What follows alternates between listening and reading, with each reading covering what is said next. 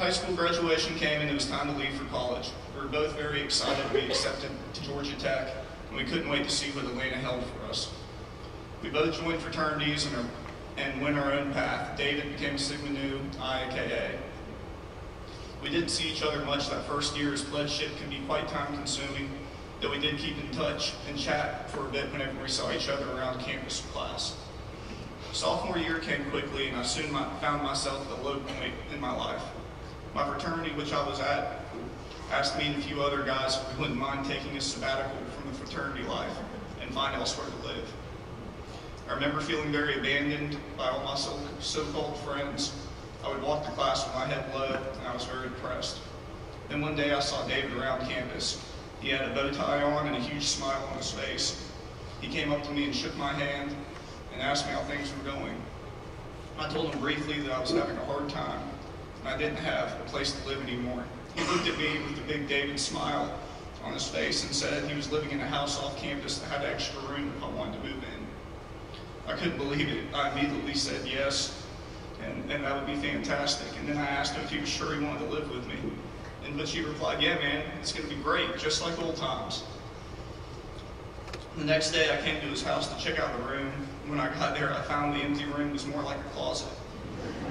David must have seen the disappointment on my face. The room was barely big enough for a small bed and a tiny desk without any room to move around in. He looked at me and then he looked at the room and he said, hey, why don't you take my room and I'll move into that room? And I said, no, I can't let you do that. That's your room and I'll be okay in there. The following day, I packed up my things and headed over to David's house to start moving in. When I got there, I was greeted by him and he came out to my car to grab some of my things and start moving me in. We both had our hands full and I was right behind him as we walked inside.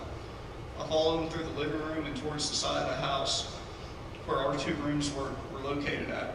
I then saw him carry my stuff into his bedroom and set it down.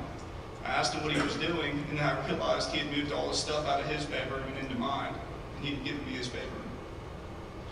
Friends like that in this world are very rare. I couldn't believe the generosity and the love that he showed me when I had nothing and nobody around. I was at a low point in my life feeling outcast because of my own actions and bad decisions I had made. But David didn't care about that.